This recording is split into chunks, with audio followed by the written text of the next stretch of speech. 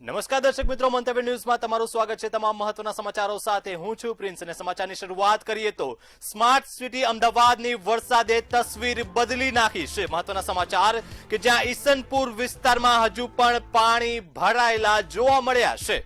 અનેક સોસાયટીઓ પાણીમાં ગરકાવ થઈ છે। ગઈકાલથી અમદાવાદમાં જે રીતે વરસાદ વરસી રહ્યો છે, સ્થાનિકોને અવરજવર કરવામાં ભારે હાલાકીનો સામનો કરવાનો વારો આવ્યો છે। ત્યારે સ્માર્ટ સિટીના જે દાવા છે તે પોકળ સાબિત ક્યાંક ને ક્યાંક થઈ રહ્યા છે। ભૈરવનાથથી ઈસનપુર તરફ જવાનો રસ્તો પાણીમાં ગરકાવ થયો છે। ત્યારે વરસાદે સ્માર્ટ સિટી અમદાવાદની તસવીર બદલી નાખી છે। ત્યારે વિકાસના દાવાઓ વચ્ચે અમદાવાદ પાણીમાં ગરકાવ થયું છે। ઈસનપુર વિસ્તારમાં હજુ પણ પાણી ભરાયેલા છે। અનેક સોસાયટીઓ પાણીમાં ગરકાવ થઈ ગઈ છે। અમદાવાદથી આ સમાચાર કે જ્યાં સ્થાનિકોને પાણીમાં અવરજવર કરવાની ફરજ પડી છે, ત્યારે લોકોને ભારે હાલાકીનો સામનો કરવાનો વારો આવ્યો છે। ભૈરવનાથથી ઈસનપુર તરફ જવાનો રસ્તો સંપૂર્ણપણે બ્લોક કરવામાં આવ્યો છે। ત્યારે વાહનો પાણીમાં જવા મજબૂર બન્યા છે।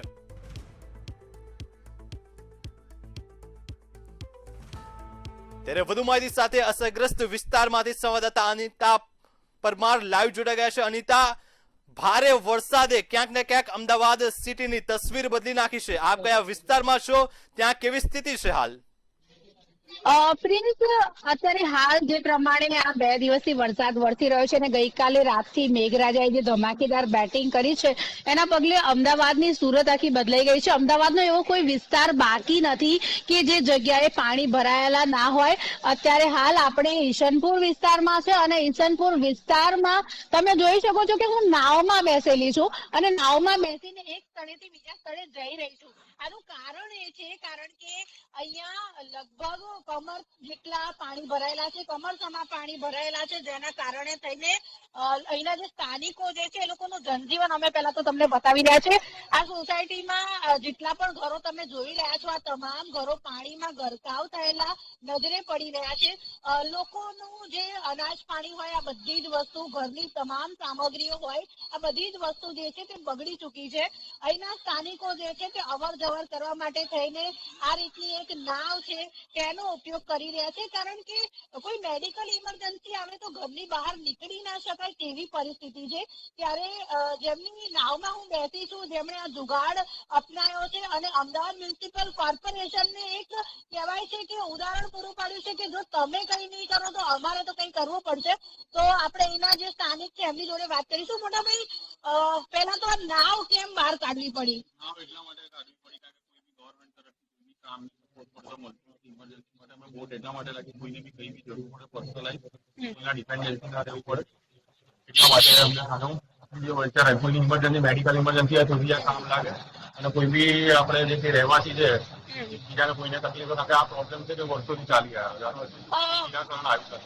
અચ્છા, વરસાદ બંધ થઈને 2 કલાક જેવો સમય થઈ ગયો છે, પાણી ઓસરે નથી, અહીંયા પાણીનો નિકાલ કેમ નથી થતો? પાણીનો નિકાલ તો વર્ષોનો પ્રોબ્લેમ છે। ગટર લાઈન, ગટરના ઢાંકણા ખુલતા નથી અને પાણી જે બ્લોકેજ જે છે, વાતો થાય છે કે પ્રી મોન્સૂન કામના હિસાબે બધું કામ કરે છે, બટ એ કામ થતું નથી, ખાલી કાગળ ઉપર જ રહે છે। અચ્છા, સોસાયટીમાં આશરે કેટલા ઘરો છે અને કેટલું નુકસાન? સોસાયટીમાં 20 બંગલા છે। 20 બંગલામાં અંદર આપણે ઘરમાં ફર્નિચરનું બધાનું નુકસાન છે અને દરેક ઘરમાં પાણી ભરેલું છે અને બધા આખી રાત ઉજાગરા કરીને જાગૃતિ કરેલું છે। તંત્રને શું કેવું છે? તંત્રને તો એ જ કેવું છે કે તમે અંદર આવીને તમે આ પ્રેક્ટિકલ આ વસ્તુ તમારે જોવી છે કે મણિનગર એરિયામાં કયા વિસ્તારમાં કેવી તકલીફ છે રહેવાસીઓને, એ તકલીફ ના પડે એ માટે વરસાદ પહેલા જ છે ને પહેલેથી આનું આયોજન કરવું જોઈએ। અચ્છા, આજુબાજુની આશરે કેટલી સોસાયટીમાં આવી પરિસ્થિતિ છે?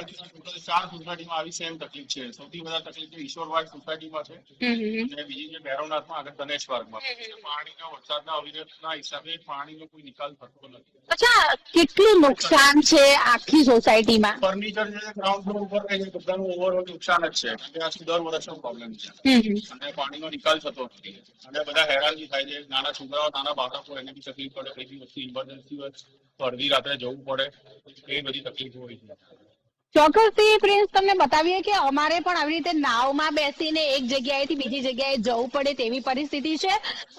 કમરસમાં પાણી હજુ પણ ભરાયેલા છે। અમદાવાદ મ્યુનિસિપલ કોર્પોરેશન દર વખતે પ્રી મોન્સૂન કામગીરીની મોટી મોટી વાતો કરે છે, પરંતુ આ વાતો જે છે તે માત્ર કાગળો ઉપર હોય છે અને જે કરોડોના ખર્ચા કરવામાં આવે છે તે પણ માત્ર કાગળો ઉપર હોય છે, કારણ કે આપ જોઈ શકો છો કે ગટરના પાણી બેક મારી રહ્યા છે. દરેક વ્યક્તિના ઘરમાં પાણી જે છે તે જોવા મળી રહ્યું છે અને ઘરની તમામ સાધન સામગ્રી હોય તે બગડી ચૂકી છે. એટલે એવું કહી શકાય કે ક્યાંક ને ક્યાંક તંત્રની ઉદાસીનતાના કારણે થઈને આવી પરિસ્થિતિનું નિર્માણ થયું છે.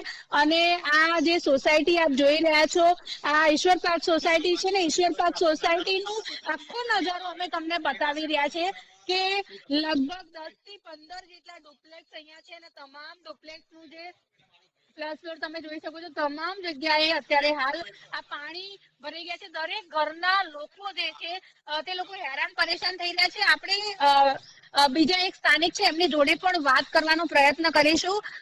અંકલ, આ કેટલા ટાઈમથી આવી પરિસ્થિતિ, દર વખતે આવી હાલત હોય છે કે પહેલી વાર છે? દર ચોમાસામાં આવી હાલત થાય છે.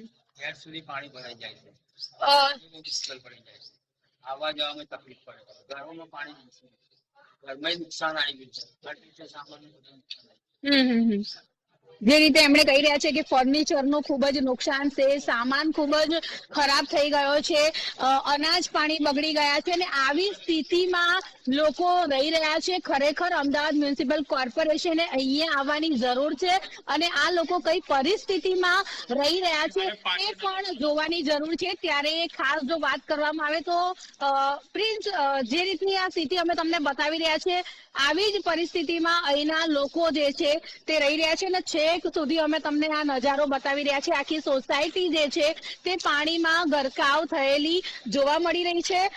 ખાસ જો વાત કરવામાં આવે તો લગભગ ગઈકાલથી જે પ્રમાણે વરસાદ વરસ્યો હતો તે વરસાદના પગલે આવી પરિસ્થિતિ જે છે તે સર્જાઈ છે અને હવે પણ આ વરસાદ શરૂ થઈ ગયો છે. ત્યારે એક એક જગ્યાએ જઈને અમે તમને પડે પડની અપડેટ આપી રહ્યા છે અને બતાવી રહ્યા છે કે કઈ જગ્યાએ કેવી હાલત છે. ત્યારે હજુ પણ જે પ્રમાણે આજે રેડ એલર્ટ આપવામાં આવ્યું છે તેના પગલે આજે પણ ભારે વરસાદની આગાહી છે અને આવી જ સ્થિતિ જે છે તે ઈશનપુરમાં અને મણિનગરમાં છે. જી, સમગ્ર માહિતી બદલ અનિતા આપનો આભાર. ત્યારે અમદાવાદમાં ગઈકાલે જે રીતે ધોધમાર વરસાદ વરસ્યો હતો તેના કારણે સોસાયટીઓમાં પાણી ઘૂસતા લોકોની હાલત કપરી બની છે. ત્યારે સ્માર્ટ સિટીના દાવા કરતા તંત્રના દાવો અત્યારે પોકળ સાબિત થયા છે. ત્યારે સોસાયટીમાં પાણી ઘૂસતા લોકોને ભારે હાલાકીનો સામનો કરવાનો વારો આવ્યો છે.